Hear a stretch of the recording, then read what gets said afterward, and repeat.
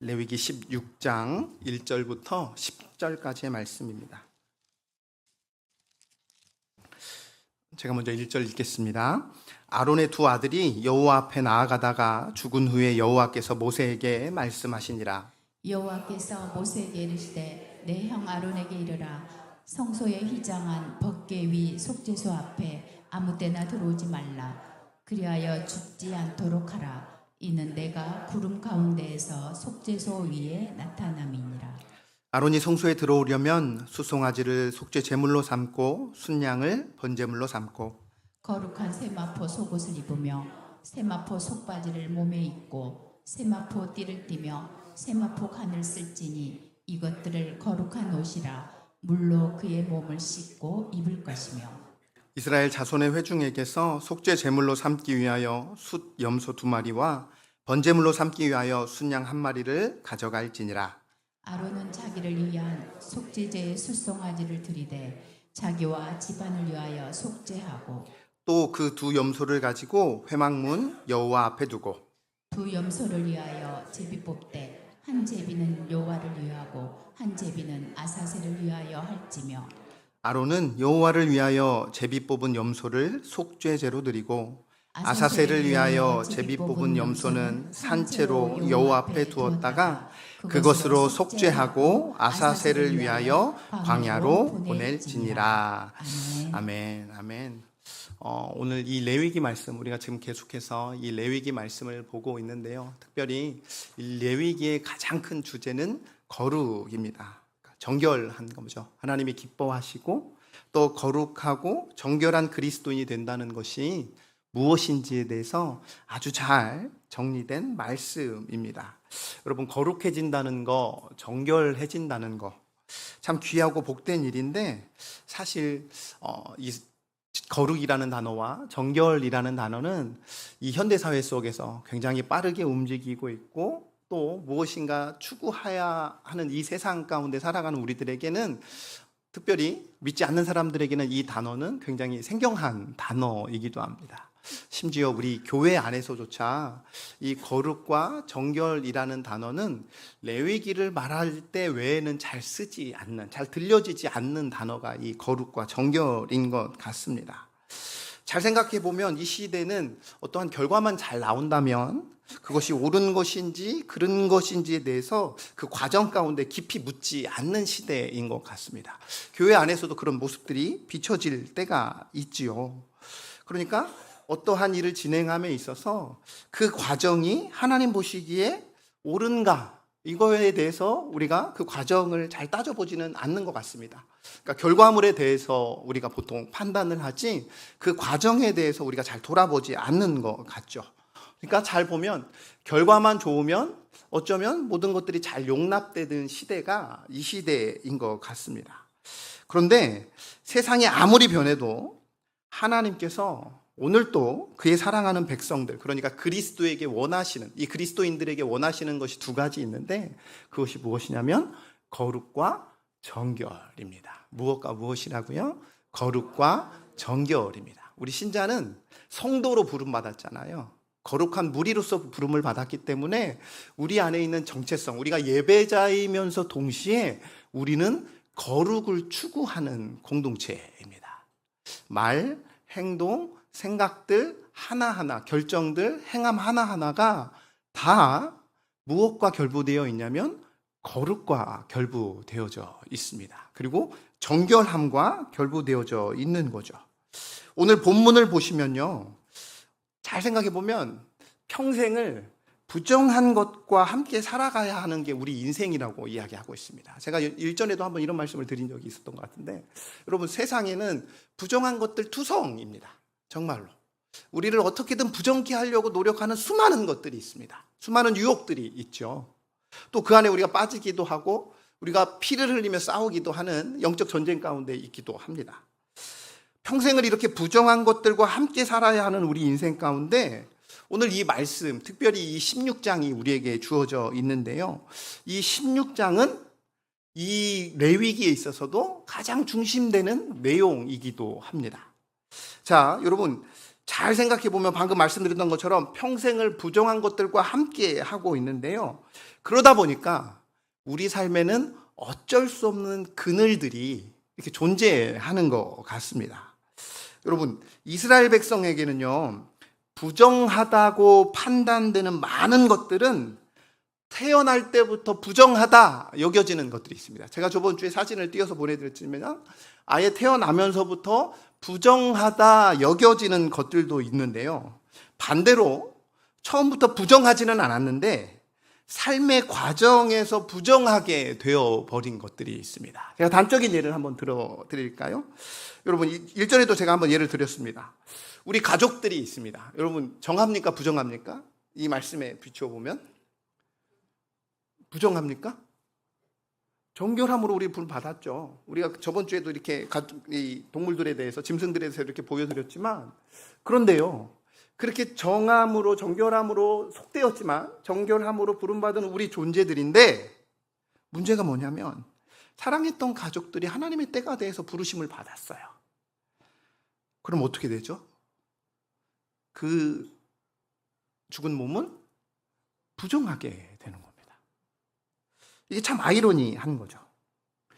사랑했던 사람이었고 부정하지 않은 생명체였는데 죽음의 권세 아래 놓이게 되는 순간 부정하게 돼버리는 거예요. 그리고 살아있는 자들 중에서도 살아가면서 어쩔 수 없이 부정한 것들을 만납니다. 제가 지금 11장까지 하고 12, 13, 14, 15 이렇게 스킵을 하긴 했지만 그 안에 부정한 내용들에 대해서 이렇게 쭉 기록이 되어져 있습니다. 제가 한 장 한 장 여러분들과 좀 나눌까 했지만 그 내용들에 대해서는 너무나도 좀 이렇게 복잡하고 또 우리들 실생활에 와닿기는 이미 그리스도 예수로 말미암아 모든 것들이 끊어진 것들도 있다 보니까 그것들을 제가 하나하나 다 나열하지는 않겠지만 예를 들면 뭐 피부병이라든지 또 여자들에게는 유출병이라든지 여러 가지 이런 것들이 지금으로서는 우리가 잘 이해되어지지 않는 그런 것들이 처음 시초에는 부정하지 않았지만 살아가는 과정 가운데 부정 아래 놓이게 되는 상황들이 있었다는 거예요.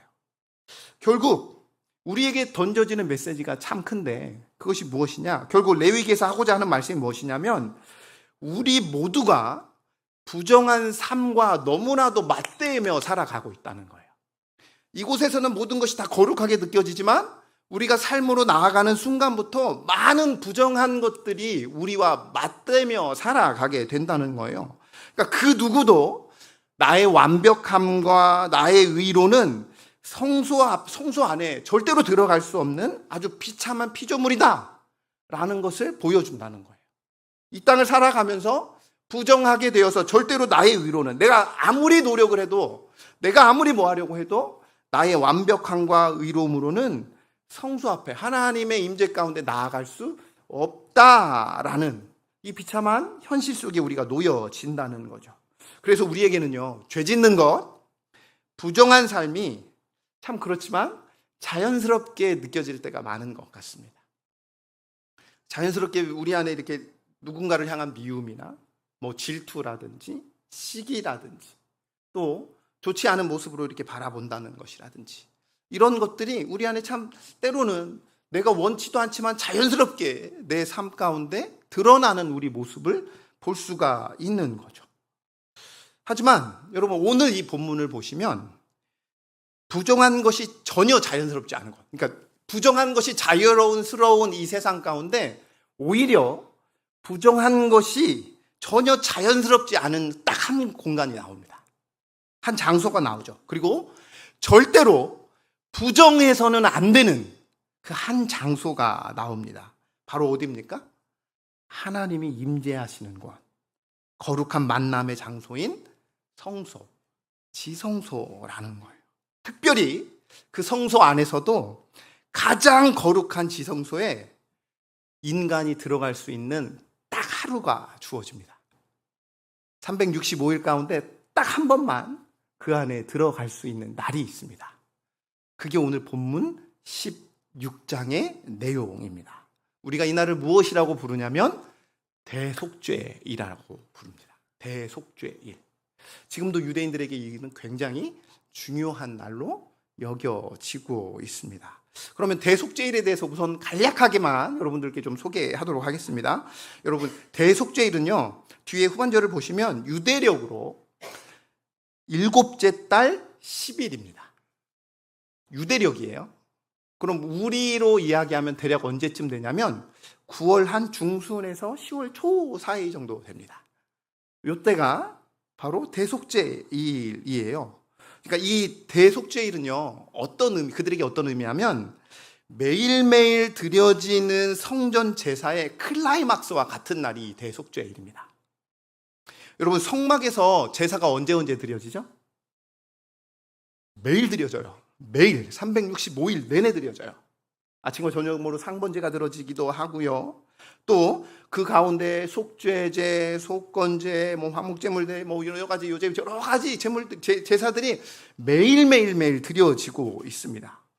그리고 그 제사는 그냥 일반 제사장들이 드립니다. 그런데요, 이 대속죄일에는요, 대제사장이 이 제사를 집례합니다. 그러니까 평소에 입던 대제사장은 우리가 앞서 이야기했지만 굉장히 화려한 것들을 몸에 입고 있지만 요 날은 그 영광스럽고 화려한 예복을 다 벗어버립니다.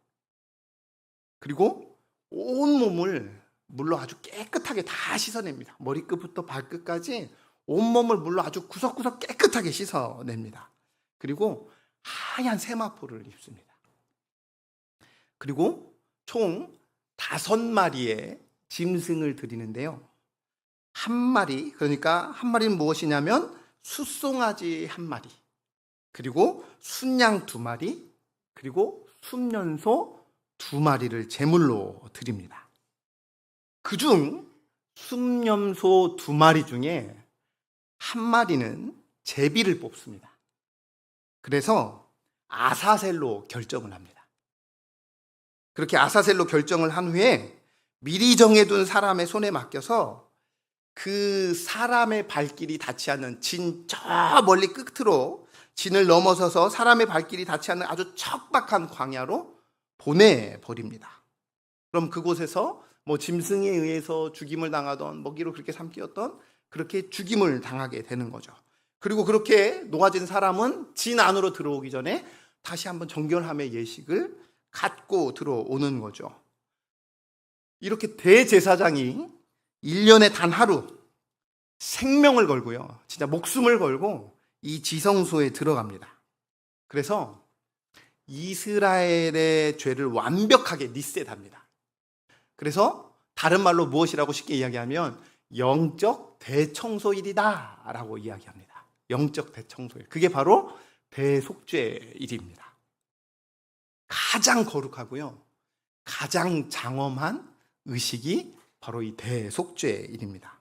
자, 그렇다면 하나님께서 왜 이들에게 이 대속죄일을 허락하셨고 또 그렇게 하라 명하셨을까요? 오늘 우리가 이 말씀을 통해서 이 시대에 우리가 살아가야 할 성도로서, 거룩한 무리로서 진정한 거룩이 무엇인지, 오늘 말씀 안에서 거룩이 무엇을 의미하는지 한 3가지 정도로 여러분들과 짧게 나누도록 하겠습니다. 자, 먼저입니다. 한번 같이 먼저 읽도록 하겠습니다. 시작. 거룩은 하나님을 만나는 것이다. 거룩이 무엇이라고요? 하나님을 만나는 것이다. 이게 무슨 말이냐? 거룩은요, 내가 어떠한 조건에 있어서 내가 소유하는 게 아닙니다. 그러니까 하나님과의 만남 그 자체가 거룩하신 하나님과의 만남 그 자체가 거룩을 의미하는 거예요. 어떤 내 선행을 위해서 뭔가 내가 조금 더 해서 뭔가를 들여서 어떤 업적을 이루어서 내가 거룩한 사람이 되는 것이 아니라는 거예요. 철저하게 거룩하신 하나님 앞에 나아가서 그 거룩하신 하나님을 만나는 그 자체가 우리에게 거룩이 입혀진다는 거예요. 하나님이 정한 시간에 하나님이 만나는 그 성소에서 부르심받은 그 사람이 바로 거룩해진다는 겁니다. 우리가 무엇을 성취하는 것이 먼저가 아니라 하나님이 우리를 부르셔서 그곳에서 하나님을 우리가 만날 때에 비로소 성결하게 되고 정결하게 되고 거룩해진다는 거예요. 부정한 자들이 어떻게 거룩해지느냐에 대한 하나님의 해답이 바로 이 속죄의 일이라는 거예요.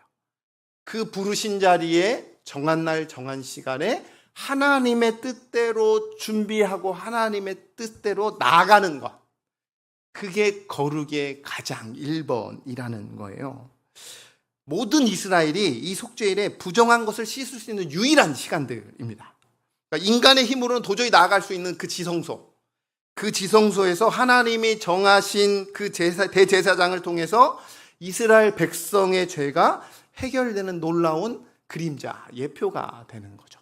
하나님이 정하신 그때에 하나님이 정하신 자를 통하여 이스라엘의 모든 죄가 해결되어진다는 겁니다. 그래서 우리가 그리스도 예수를 대제사장 되시는 분이시다고 이야기하는 거죠. 우리 1절과 2절 말씀 한번 같이 다시 한번 읽도록 하겠습니다. 여러분 1절 한 번만 읽어주십시오. 아론의 두 아들이 여호와 앞에 나아가다가 죽은 후에 여호와께서 모세에게 말씀하시니라. 여호와께서 모세에게 이르시되 내 영 아론에게 이르라. 성소에 휘장한 법궤 위 속죄소 앞에 아무 때나 들어오지 말라. 그리하여 죽지 않도록 하라. 이는 내가 구름 가운데서 속죄소 위에 나타남이니라. 아멘. 여러분, 우리가 지금 언제 나답과 아비후가 언제 이렇게 죽임을 당하게 됐죠? 네, 다른 불로. 그 장이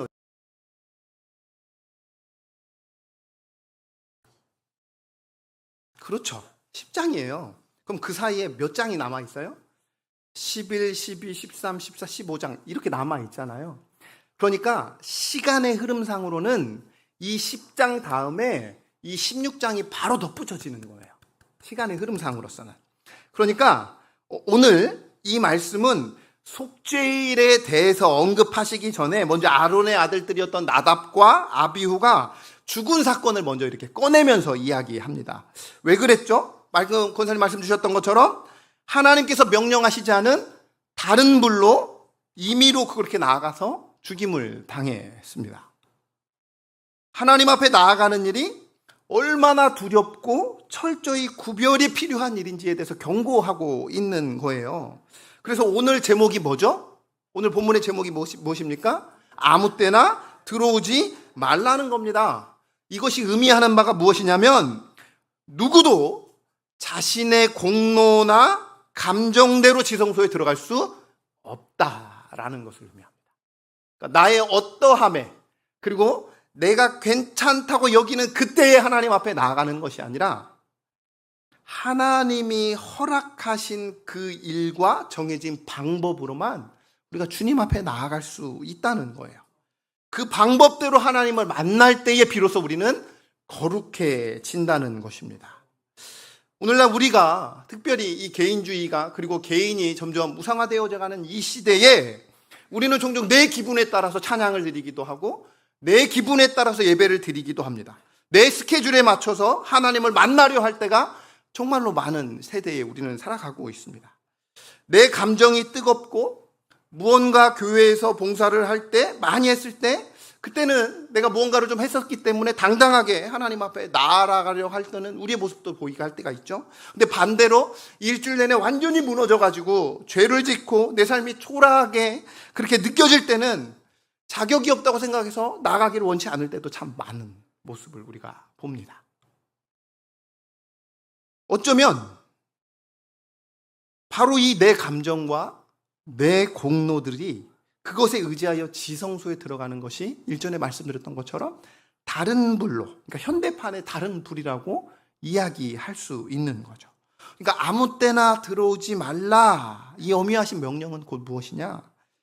결코 우리를 거부하고 밀어내고 그러니까 들어오지 마라는 의미로서 우리에게 말씀하신 것이 아니라 오히려 죄인인 우리가 그 거룩하신 하나님과 함부로 부딪혀서 죽지 않도록, 그러니까 우리를 살리시기 위해서 가장 안전한 생명의 길을 지정해 주시는 하나님의 사랑과 은혜의 배려라는 거예요.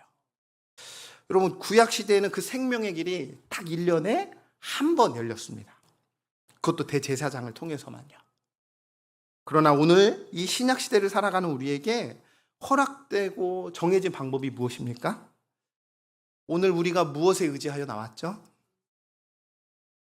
그리스도 예수의 십자가의 보혈의 의지에서 나왔던 거죠. 나의 그 어떤 종교적 열심, 나의 의, 나의 어떤 행함, 나의 그 변덕스러운 감정, 이런 게 아니라 그런 다른 부를 그냥 과감히 내려놓고 오늘 또 이러한 나아갈 수 없는 이 존재가 십자가의 은혜라는 그 정해진 방법, 그것에만 의지해서 은혜의 보좌 앞에 엎드릴 때 우리는 비로소 참된 거룩을 입있게, 힘있게, 그리고 덧입게 된다는 거죠. 이 찬양이 있습니다. 십자가의 보혈, 완전하신 사랑, 힘입어 나아갑니다. 십자가의 보혈, 완전하신 사랑, 힘입어 예배합니다. 오늘 또 우리가 이 자리에 나와 찬양하며 예배함의 근거가 어디에 있다고요? 예수 십자가 보혈에 있습니다. 우리가 함께 이 예배 드리기 전에 먼저 같이 기도하자고 이야기하고 기도로 준비하고 이 한 주, 특별히 어제 같은 경우도 우리가 이 오늘을 위해서 특별히 더 준비하자고 하는 이유가 여기 있는 거예요. 나의 의가 아니고 십자가의 보혈에 의해 의지하여 그 그리스도의 의에 의지하여 우리가 나아가는 것이니까요. 사랑하는 성도 여러분, 꼭 기억하기를 소망합니다. 목사님 저부터 시작하여서 여기 계신 우리 모든 성도님들, 주님의 공로에 의지하며 나아갈 때 우리는 거룩을 덧입을 줄로 믿습니다. 나의 모든 은은 감추어 주시고 오로지 예수 십자가의 보혈에 의지하여 주 앞에만 나아가는 저와 여러분 되시길 주님의 이름으로 간절히 축원합니다. 두 번째, 거룩을 깨닫기 위해서는요, 그 지성소 안에 뭐가 하나 놓여져 있습니다. 그것이 무엇이죠? 속죄소가 이렇게 놓여져 있습니다. 이제 속죄소 하면 여러분들 당연히 한번 보여드렸고 제가 전에도 한번 보여드렸던 것 같습니다. 우리 그림 한번 보여드릴까요? 네, 누가 이렇게 잘 만들어놔서 띄워놨더라고요. 그래서 제가 이렇게 잽싸게 주워왔습니다. 이제 보시면 법궤가 있고요. 그리고 그 위에 판이 있습니다. 그게 속죄소이고요. 그 위에 두 그룹들이 이렇게 있는 거죠. 이게 이제 언약궤의 모습인데요. 이 지성소 안에 이 법궤가 있고 그 법궤를 덮고 있는 황금 뚜껑이 바로 무엇이냐? 속죄소라고 부릅니다. 그러니까 히브리어로 어떤 의미에서 이렇게 유래가 됐냐면 덮다, 말 그대로 그래서 덮다라는 의미에서 유래를 했는데 의미가 뭐냐면 죄를 덮다, 속죄하다라는 뜻으로 속죄소라고 그래서 우리가 부르고 있는 거죠. 그러니까 무슨 의미냐? 우리가 정결함으로 거룩함으로 나아갈 수 있는 그 근거는 어디에 있냐면 오직 하나님께서 덮어주셔야만 그것이 해결된다는 겁니다. 그래서 우리를 그리스도의 의로 옷 입혀주신 거예요. 우리를 그렇게 덮어주신 거예요. 나의 어떠함이 전혀 없습니다. 신앙의 연수가 깊어지면 깊어질수록 나의 은혜는 없다 라고 고백하는 게 신앙의 연수가 깊어지는 은혜인 거예요. 우리 동산의 모든 성도님들이 그러하기를 주님의 이름으로 간절히 축복합니다. 여러분, 이 속죄소를 덮고 있는 그 법궤 안에는 무엇이 있을까요? 그렇죠, 세 가지가 담겨있죠. 하지만 그 가운데 우리가 제일 잘 중요하다고 여긴 게 뭐냐면 십계명의 돌판이 있죠. 그렇죠? 즉 무엇이냐면 언약의 말씀이 담겨져 있습니다. 그러니까 여기에 두 번째 거룩이 담겨져 있는데요. 하나님을 만나는 것이 첫 번째 거룩이라 말씀드렸죠. 그럼 두 번째 거룩이 무엇이냐면 말씀을 통한 하나님과 교제. 한번 같이 읽겠습니다. 거룩은 말씀을 통한 하나님과의 교제이다라는 겁니다. 그러니까 거룩은 그냥 어떠한 내가 주님 앞에 나왔을 때, 이 만남의 자리에 나왔을 때 어떤 신비적인 체험을 통해서 우리가 내가 오늘 지금 거룩하여지고 정결해지는구나, 그런 추상적인 의미가 아니라 거룩은 무엇이냐? 진리의 말씀을 통해서 하나님과 인격적으로 만나는 거예요.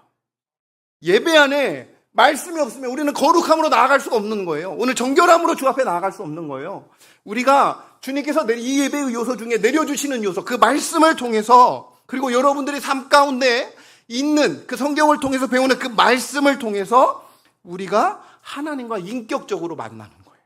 그러니까 거룩은 하나님과 말씀을 통하여 교제함을 통하여 그것이 거룩이 드러난다는 거예요.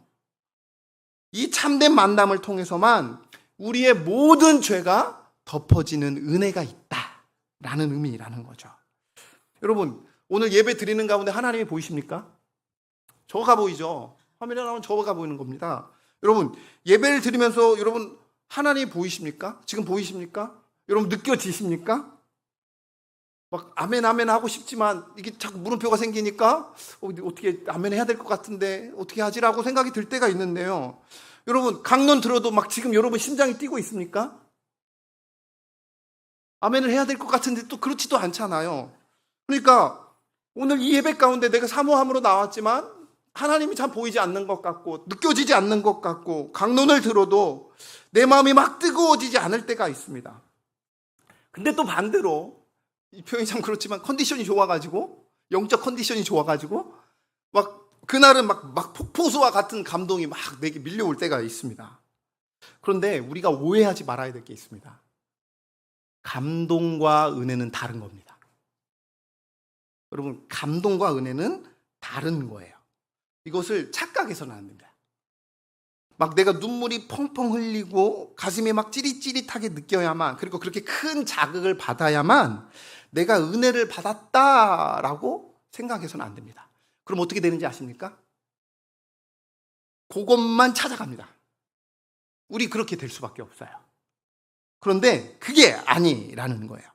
하나님의 말씀은, 살아계신 하나님의 말씀은 말씀 그대로 선포되어질 때 비록 당장은 내 감정이 그 말씀에 의하여 요동치지는 않더라도 내 영혼 속에 차곡차곡 쌓이는 겁니다. 오늘 이 자리가 내가 참으로 고나고 지치고 여러 가지 모양으로 또 다른 생각들로 내 머릿속에 막 휘감아 있을지라도 오늘 이 자리에, 부르신 이 자리에 하나님 앞에 나아가고 그 선포된 하나님의 말씀이 내 감정 안에, 내 영혼 속에 차곡차곡 쌓여져 간다는 거예요.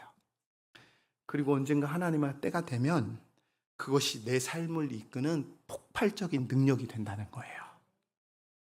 그래서 가장 큰 은혜는 있어야 할 그 자리에 있는 겁니다. 오늘 내가 컨디션이 좋지 않고 오늘 내가 뭐 여러 가지 상황이 있어서 오늘은 그냥 집에서라고 생각이 들 때도 있죠. 하지만 가장 큰 은혜는 무엇이냐면 있어야 될 그 자리에 우리가 있을 때에, 그리고 그 선포되어지는 말씀이 당장은 내게 들려지지 않고 여러 가지 생각과 마음으로서 번잡스러울 때가 있는 그 상황이라도 그 살아계신 하나님의 말씀이기에 그 말씀이 여러분의 심령 안에 차곡차곡 쌓이는 거예요. 그리고 그 예배 드리는 그 자리에 우리가 지키고 앉아 있다면 그것이 바로 은혜이고 그것이 바로 거룩이라는 겁니다. 여러분 4절 말씀을 보면 대제사장이 특별한 복장을 입고 있거든요. 우리 4절 한번 같이 읽도록 하겠습니다. 시작. 거룩한 세마포 속옷을 입으며 세마포 속바지를 몸에 입고 세마포 띠를 띠며 세마포 관을 쓸지니 이것들은 거룩한 옷이라 물로 그의 몸을 씻고 입을 것이며. 네, 여러분 원래 대제사장이 뭘 입고 있죠? 금실로 수놓은 아주 화려한 옷을 입고 있잖아요. 그런데 1년에 딱 한 번 이 지성소에 들어갈 때는 이 영적 대청소일 만큼 무엇을 입냐면 하얀 세마포를 입습니다. 세상은 돈 많고 또 능력 있고 또 여러 가지 뭐가 가지고 있을 때 화려한 옷을 입혀주며 그럴 때 인정을 받지만 하나님의 임재가 있는 지성소는 완전 다른 세상이라는 거예요. 그곳에 들어갈 때는 어떤 지위나 어떤 고하나 어떠한 나이나 어떤 세상의 모든 훈장을 다 그냥 벗어버리는 겁니다. 내가 그동안 뭘 해왔다는 게 그 앞에서는 전혀 의미가 없습니다. 그냥 그걸 다 버리고 겸손함으로 나아가는 겁니다.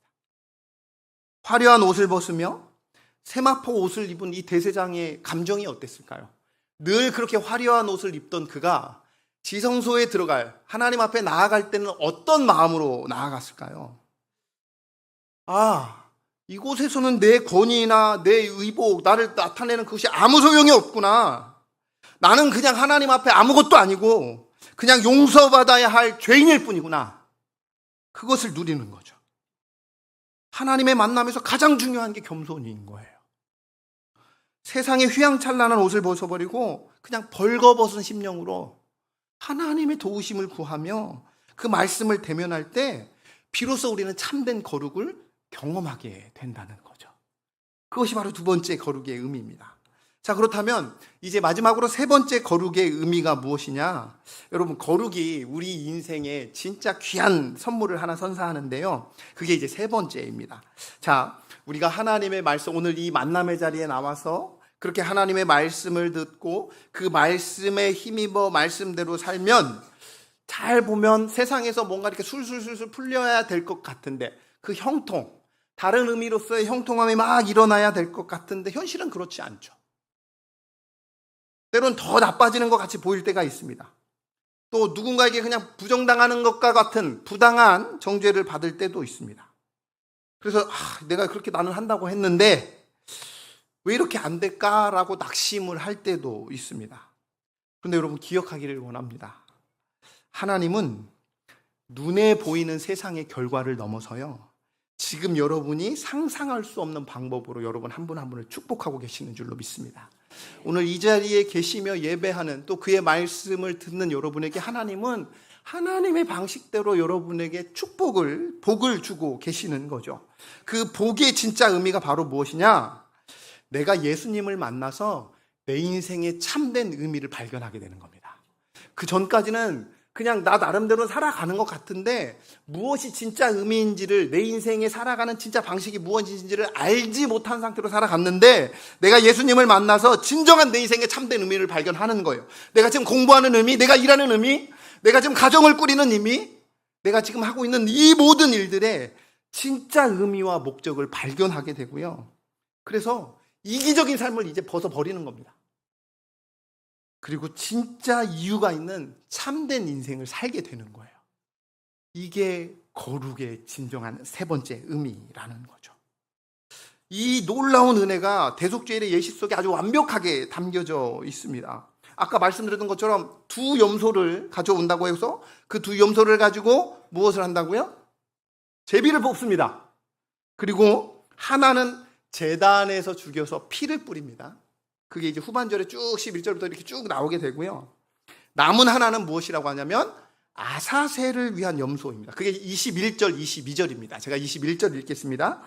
아론은 그의 두 손으로 살아있는 염소의 머리에 안수하여서 이스라엘 자손의 모든 불의와 그 범한 모든 죄를 아뢰고 그 죄를 염소의 머리에 두어 미리 정한 사람에게 맡겨 광야로 보낼지니, 염소가 그들의 모든 불의를 지고 접근하기 어려운 땅으로 이르거든 그는 그 염소를 광야에 놓을지니라. 아멘. 자, 그 아사셀의 염소의 대제사장이 살아있는 그 채에 살아있을 때 머리에 안수합니다. 그러면 왜 안수하죠? 이스라엘의 죄를, 이스라엘의 모든 그 무거운 죄를 그 염소에게 전가합니다. 남을 죄짓게 한 죄, 이웃을 시기하고 미워한 죄, 때로는 업심여기며 훔치고 빼앗은 물질의 죄, 마음으로 미워한 죄, 그리고 누군가에게 피해를 입힌 그 죄, 그 모든 더러운 죄를 이 염소에게 뒤집어 씌우는 거예요. 그리고 그 염소를 아무도 다시는 오지 못할, 이 이스라엘 지도는 혼자 힘으로 다시는 올 수 없는 그곳으로 끌고 가서 뭐 벼랑 끝에 떨어뜨리든지 아니면 어떠한 방식으로든 다시는 돌아올 수 없는 그곳에 보내어서 짐승의 먹이가 되게 한다는 거예요. 이게 아사셀의 의식입니다. 온 백성의 흉악한 죄를 짊어지고 저 외롭고 처절한 광야로 끌려가 죽어야 했던 이 아사셀의 양이 누구입니까? 바로 영문받고 골고다 언덕으로 끌려가서 십자가에서 씻기신 예수 그리스도의 예표인 것이지요. 그래서요, 이 아사셀 대신 예수님을 전인적으로 만난 사람은 인생이 바뀝니다. 삶의 목적이 바뀌고 삶의 방향이 바뀝니다. 그동안은 신앙생활을 해도 나 자신을 위해서 했다면, 그리고 세상에서 살 때도 나 자신을 위해서 했다면, 내가 전인적으로 예수를 만나면 이제 나를 위하여 채우기 위해서 그렇게 살았던 존재들이 무엇으로 바뀌냐면 십자가의 은혜로 내 모든 죄가 씻겨졌다는 것을 누리게 됩니다. 그래서 내 인생이 거저받은 선물이라는 것을 전인적으로 깨닫게 되는 거죠. 그러면 더 이상 죽은 자들이 이제 그렇게 나만을 위해서 살지 않게 된다는 겁니다. 즉 어떻게 되느냐 한번 같이 읽어볼까요? 네, 띄워주시면 거룩은 생명 있는 자로서 남을 위해 살아가게 됩니다. 이기적인 내 삶에서 이타적인 삶으로 바뀐다는 거예요.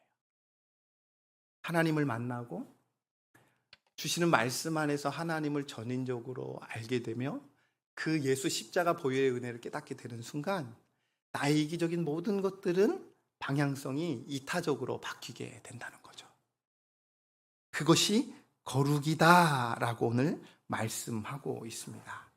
사랑하는 성도 여러분, 이제 말씀을 정리하겠습니다.